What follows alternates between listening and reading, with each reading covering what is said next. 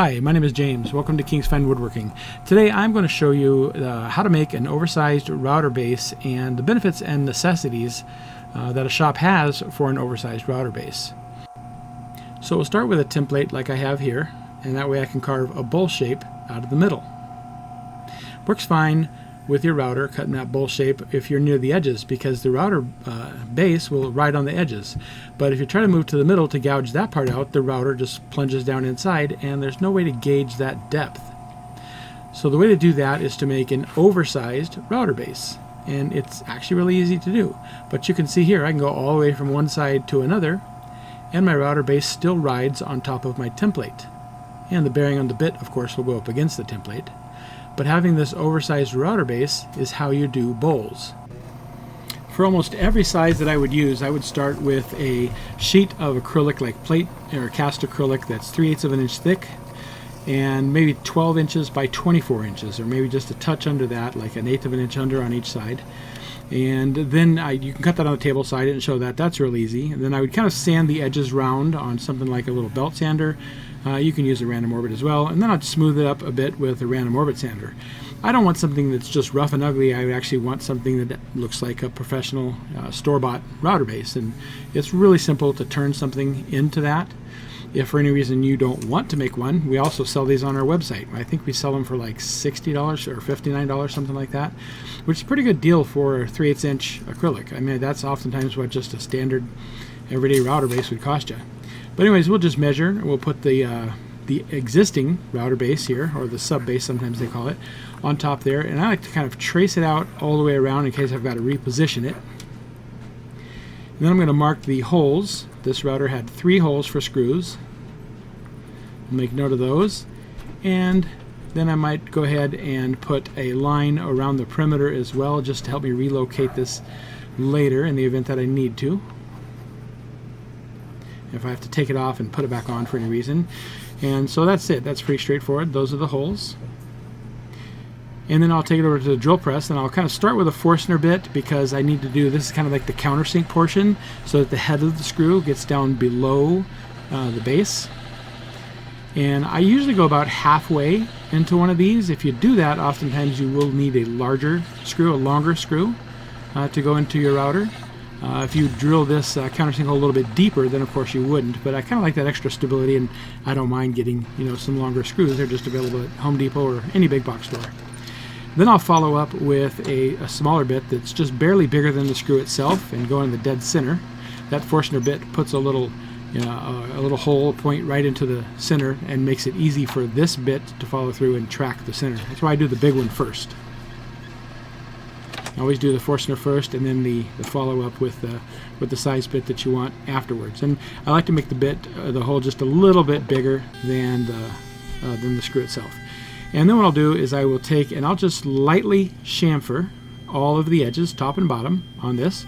I don't want any sharp edges or corners, and like I said, it just takes a few extra minutes, and then you're going to end up with kind of a professional-looking router base, which is really nice. And then we do have a buffer. Not everybody does, and you don't really need it, but if you bought one from us, of course, it would be buffed. We put some buffing compound on, and we buff this because it's clear acrylic after all. I would like the sides of the base and the whole thing to look clear, again, so it looks nice. And we buff it all the way around with the buffing compound on it, and you can do the same thing. You can get the buffing compound. It's just the blue buffing compound is the one that's for plastics. And then we go over to a dry wheel and kind of buff that compound off a little bit, and that kind of polishes it up. Makes it nice and clear. You don't even have to sand it down to thousands of grits. It maybe down to about 320, and then it comes out nice and clear with the buffing. And then taking off the protective paper that comes with it, that would be next. And of course, all you have to do now is put it onto your router. If you like watching our videos and enjoy the content, we'd really appreciate it if you took the time to subscribe to the channel. There's a button down below you can click to subscribe, and if you hit that notification bell, you'll get notified when new videos come out. You can probably see these screws are longer than the stock screws, and it won't hurt anything them sticking up to the top, because nothing is over there anyway. You could always buy short ones. I just happen to have these in the shop right now. Then we're going to have to put a hole into the base in order for the router bit to get through. So I'm going to start with a little bit smaller of a bit, like an inch or inch and a quarter bit, and I'll plunge that through.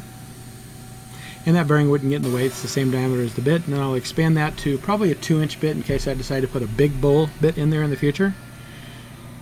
Yeah, now you don't want to take too much all at once. It's kind of a strain on the router, and it's a little more work to cut through acrylic than it is to cut through wood. So maybe take it in 2 or 3 steps, and you'll end up with a better finish. You get all that melted plastic around the edge, so you've just got to kind of wipe that off. And there you have it. You now have a professional router base, and it's an oversized base. It just works great for so many projects. And we'll go ahead and, since you're still watching, I'm just going to show you how we did cut out this this tray that we're making. And what you typically do, you got to get use a plunge router, and usually you will let the bit go low enough so that the bearing on the bit can ride on your template when you get close to the template. And you just keep working back and forth and all over the place. You don't want to hold it still in one spot for too long because it'll start to burn the wood. That will sand out fairly easy, but it's better to not have burns because they end up being a pain. And as you can see, this is a terribly messy process, and there's nothing you can do about it. Bowl cutting is just plain messy. It creates a lot of sawdust because you're removing a lot of material. And you can see the burns there. But bowls are awesome. You know, any type of a tray or a bowl carving that you do here, I think they just look fantastic, and it's worth the mess for 5 or 10 minutes to deal with that and vacuum it up or sweep it up. But obviously the 1-inch deep hole sure translates into a lot of sawdust, a lot of shavings. I don't know if you noticed here, I'm using a vacuum hold down clamp to keep that thing, and it's underneath this now. It keeps the tray or whatever I'm working on elevated off the ground, so my bit never hits the ground. A lot of times that's really important if I'm using the router, with maybe just taking an edge and I have a fairly thin piece. You've got to get it up off the ground, or you have to keep, moving it and clamping it, hanging one edge off the edge of the table. But if you use that vacuum hold down, it sure makes it easy. I'm going to put a link to this vacuum hold down clamp. It has a lot of features and does a lot of things, and maybe I'll make another little video talking about it, but I'll put a link to it in the description down below. It's made by a woodworker, and he just does a great job. It's very important to sand away the burn. So many woodworkers, they just quit early. That's the difference between a pro woodworker and a hobbyist. A pro woodworker will take the time, and it might take you half a day, but do it. Your projects are going to look so much better. Trust me. Don't leave burns. I see that on so many people's projects, and there's no need for that. All you just do is keep sanding until the burns are gone. It's worth the effort. And obviously I had a lot of tape on there because I did not want that to move during my work. So it was a little bit tedious to get that off, but it's okay. We'll take the extra tape off, and you can see how much nicer this bowl looks without having burns in it, this tray, I mean. It makes a big difference. It actually looks like a professional project now. And I do have a video coming out on this cutting board tray, and this is what they look like when they're all done. I rounded the edges, sanded it down a little bit more, and put an oil finish, a mineral oil finish, and followed that up with a mixture of mineral oil and beeswax, and they look fantastic.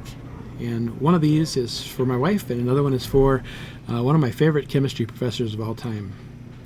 Alright, so I'm going to show you one more thing before you leave, and this has to do with router bases as well. A lot of people use trim routers, and they're great. The problem is the bases are small. You got to kind of, most people kind of clamp them down into something like a vise, which is okay.